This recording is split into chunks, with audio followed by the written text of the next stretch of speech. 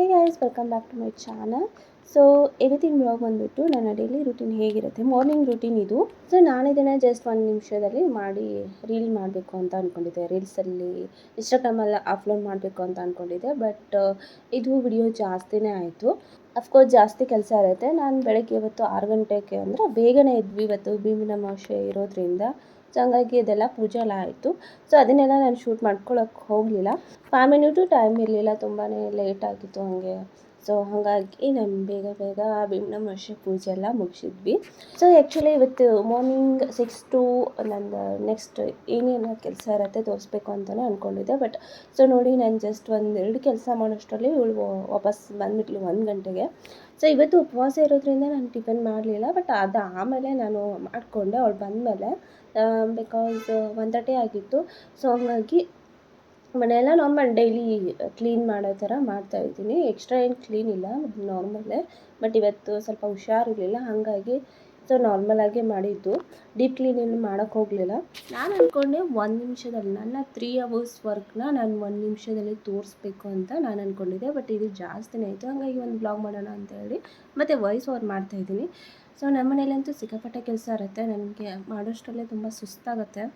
So ಬೆಳಗ್ಗೆ ಎದ್ದ ತಕ್ಷಣ 6 to 9 ಅಂದರೆ 9 ಗಂಟೆ ಅಲ್ಲಿವರೆಗೂ ಒಂದು ರೂಟೀನ್ ಇರುತ್ತೆ. ಅಂದರೆ 10 ಗಂಟೆವರೆಗೂ ಒಂದು ರೂಟೀನ್ ಇರುತ್ತೆ ನಂದು. 10ರಿಂದ ಮತ್ತು ನನಗೆ 3 hours ಇದೆಲ್ಲ ಕೆಲಸ ಮಾಡೋಕ್ಕೆ ಟೈಮ್ ಬೇಕಾಗತ್ತೆ.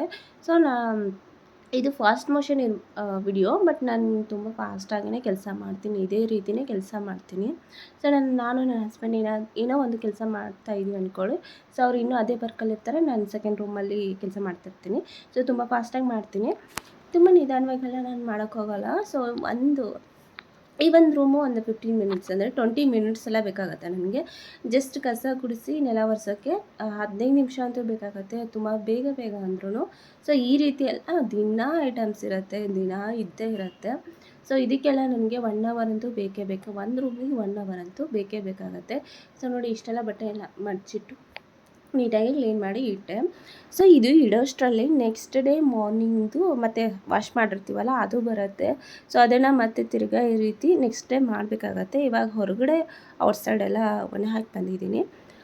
ಸೊ ಇಲ್ಲಿ ಇದೊಂದೇ ಕಬೋರ್ಡ್ ಇರೋದ್ರಿಂದ ನನಗೆ ಈ ರೀತಿ ಬಟ್ಟೆ ದಿನ ಮಡಿಸ್ಬೇಕಾಗತ್ತೆ. ದಿನ ನಮ್ಮ ಮನೇಲಂತೂ ಬಟ್ಟೆ ಜಾಸ್ತಿ ವಾಶ್ ಮಾಡ್ತೀವಿ, ಅಂದರೆ ಇದು ಬೇರೆ ಜಾಸ್ತಿ ಹಾಕ್ಕೊತೀವಲ್ಲ, ಹಾಗಾಗಿ ವಾಶ್ ಮಾಡಬೇಕಾಗತ್ತೆ. ಸೊ ಆ ರೂಮ್ ಕ್ಲೀನ್ ಆಯಿತು. ಆ್ಯಂಡ್ ಸೆಕೆಂಡ್ ಒಂದು ರೂಮ್ ಕೂಡ ಕ್ಲೀನ್ ಮಾಡಿದೆ. ಹಾಗೆ ಮಾತಾಡ್ತಾನೆ, ನಾನು ಯೂಶ್ವಲಿ ಅದೇ ರೂಮಲ್ಲೇ ಬಟ್ಟೆನ ಒಣ ಹಾಕ್ತೀನಿ. ಬಟ್ ಇವತ್ತೇನಾಗಿತ್ತು, ಮೊನ್ನೆ ಬಟ್ಟೆ ಎಲ್ಲ ಇನ್ನೂ ಒಣಗಿರಲಿಲ್ಲ, ಹಾಗಾಗಿ ಅದಲ್ಲೇ ಬಿಟ್ಟು ಉಳಿದಿರೋ ನಿನ್ನೆ ವಾಶ್ ಮಾಡಿರೋದ್ರೆ ಇವತ್ತು ವಾಶ್ ಮಾಡಿರೋದೆಲ್ಲ ಹೊರಗೆ ಹಾಕಿ ಬಂದೆ. ಸೊ ಇನ್ನೂ ಅದು ಒಣಗಬೇಕು. ಸೊ ಹಾಗಾಗಿ ಅದು ಮತ್ತು ನೆಕ್ಸ್ಟ್ ನಾನು ಅದಕ್ಕೆ ಕೆಲಸ ಮಾಡಬೇಕು. ಸೊ ಇವಾಗ ಅಡುಗೆ ಮನೆ ಕ್ಲೀನ್ ಮಾಡ್ತಾಯಿದ್ದೀನಿ. ಸೊ ಇಲ್ಲಿ ನೋಡ್ತಿದ್ದೀರಲ್ಲ, ಇದಂತೂ ಡೈಲಿ ಇದೇ ರೀತಿ ಇರುತ್ತೆ. ಬಟ್ ಇಲ್ಲಿ ಕೆಳಗಡೆ ಬೇರೆ ಐಟಮ್ಸ್ ಇರುತ್ತೆ. ಬಟ್ ಇವಾಗ ತೆಗಿತಾ ಇರೋದು ದೇವರೆಲ್ಲ ಐಟಮ್ಸು. ನಿನ್ನೆ ನಾವು ನೈಟೆಲ್ಲ ದೇವ್ರ ಮನೆಯೆಲ್ಲ ಕ್ಲೀನ್ ಮಾಡ್ಕೊಂಡ್ವಿ, ನೀಟಾಗಿ ಕ್ಲೀನ್ ಮಾಡ್ಕೊಂಡ್ವಿ. ಬಟ್ ಇದನ್ನು ನಾನು ಜಸ್ಟ್ ಎತ್ತಿಡ್ತಾ ಇದ್ದೀನಿ, ಅದನ್ನೆಲ್ಲ ನೀಟಾಗಿ ಇಡ್ತಾ ಇಲ್ಲ. ಯಾಕಂದರೆ ನನಗೆ ಇವಾಗ ಟೈಮ್ ಇಲ್ಲ, ಆಲ್ರೆಡಿ 4:30 ಆಗಿತ್ತು. ಸೊ ಇನ್ನೂ ತುಂಬ ಕೆಲಸ ಇದೆ, ಹಾಗಾಗಿ ನಾನು ನೈಟ್ ಮಾಡೋಣ ಅಂತ ಹೇಳಿ ಅದನ್ನು ಜಸ್ಟ್ ಹಂಗೆ ಎತ್ತಿಟ್ಬಿಟ್ಟೆ. ಆ್ಯಂಡ್ ಬಟ್ಟೆ ಒಣ ಹಾಕೋದಿತ್ತು, ಅದೆಲ್ಲ ಮಾಡಿಕೊಂಡೆ. ಸೊ ಅಷ್ಟರಲ್ಲಿ 4:30 ಆಯಿತು. ದಿನ ಇದೇ ರೀತಿ ನನ್ನ ಕೆಲಸ ಇರುತ್ತೆ. ಸೊ ಒಬ್ಬರೇ ಇರೋ ಪರಿಸ್ಥಿತಿ ಇದೆ. So thanks for watching. Next ಬ್ಲಾಗಲ್ಲಿ ಸಿಗ್ತೀನಿ. Bye, take care.